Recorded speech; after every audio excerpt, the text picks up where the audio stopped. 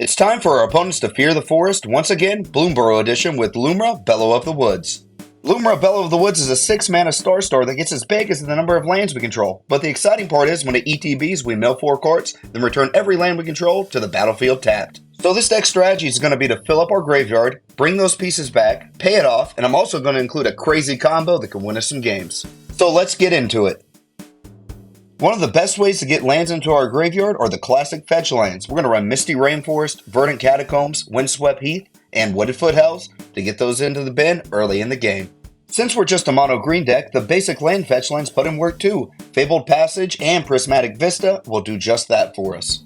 Evolving Wilds and its functional reprint, Terramorphic Expanse, are going to also fetch out a basic land. Sadly, it enters the battlefield tapped. Blighted Woodland and Myriad Landscape also deserve a place in this build. They're going to let us get 2 basics from our deck into play and get themselves right into the bin so we can recur them back out. Harrow and Springbloom Druid are always staples in lands decks, but they do double duty here. What they're going to do is ramp us and put lands into our graveyard for recursion.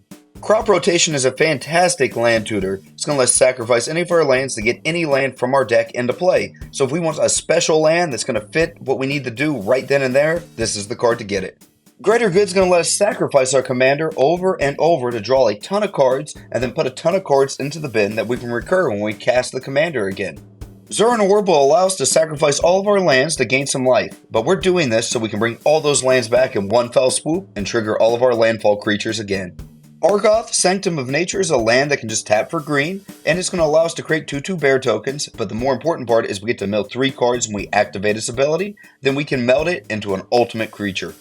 Our last piece of graveyard tech is Altar of Dementia. It's going to allow us to sacrifice our commander, to mill a ton of cards into our graveyard, then we can recast our commander and bring all those lands back over and over and over. However, this is part of the combo I'm going to mention at the very end. Now that we've got our graveyard full of lands, let's talk about ways to bring them back besides our commander. Conduit of Worlds will allow us to keep playing our lands out of our graveyard, and if we're in a pinch, we can play a permanent out of our graveyard just by tapping it. Eternal Witness and Timeless Witness do the same thing for us. They let us get back a piece we didn't mean to mill or put into the bin, so we can win the game with our combo hopefully. Green Warden of Marasa is going to give us 2 Eternal Witness effects, once when it ETBs and a second when it dies. We're not going to miss any cards in our graveyard that we need. Remenab Excavator is our little Naga Cleric who's going to help us play lands out of our graveyard. That's literally all he does, and we need that bad. Splendid Reclamation may seem unnecessary to us because our commander already has this effect. However, our commander might be Song of the Dryads, and we need to keep getting our lands back, no matter what. Titania, Nature's Forest, does a lot for us. It's going to let us play our forest from the graveyard, and whenever a forest ETBs, we get to create an elemental token, and whenever an elemental dies, we mill 3 cards to fuel our bin.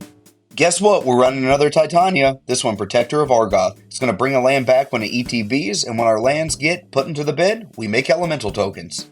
Now that we're able to loop lands in and out of our graveyard, how are we going to pay this strategy off? Our first payoff is a classic, Avenger of Zendikar. It's going to give us a ton of plants when it ETBs, and it's going to pump those plants up every time our lands enter the battlefield. Blackblade Reforged may seem like a strange inclusion, but we're going to have so many lands in play, I want to win through commander damage by making Lumra huge. Genesis Wave's another odd one, but we're going to have so much mana that we're going to play the majority of our deck just by casting this spell and trigger everything with landfall and put a ton of creatures into play. Green Sleeves Morrow Sorcerer is going to get huge from the number of lands we have in play, and whenever we get a land onto the battlefield, we're going to make a 3/3 Badger, and those Badgers will add up. Malamo Morrow Sorcerer is a pet card for me. It's not that good nowadays, but it's going to get huge from all those lands we have in play, and it has Trample, so we might be able to one-shot somebody. We also included Nissa Ascended Animist. We're running this card for one reason. It's ultimate. It's going to make all of our creatures huge and give them Trample. Rampaging Bayloss is another classic landfall card. When a land ETBs, we just get a 4/4 beast. Scoot Swarm's an exponential piece of tech. We're going to get so many Scoot Swarms from all these lands that are in the battlefield, our opponents might just concede because they don't want to count all of our Scoot Swarms. Staff of Titania is very similar to Blackblade Reforged. It's going to make our creatures huge based on the number of forests we control, but when it attacks, it's going to give us a forest that's also a token. Titania Voice of Gaia is going to give us some life when our lands hit the graveyard, but we run this for the meld. It melds with Argoth, Sanctum of Nature, to give us the ultimate Titania. Titania Gaia Incarnate has a ton of keywords. It's going to bring all of our lands back from the graveyard to the battlefield, and it's going to turn our lands into beatdown threats. Now it's time to get into that crazy combo I was talking about. Let's do it.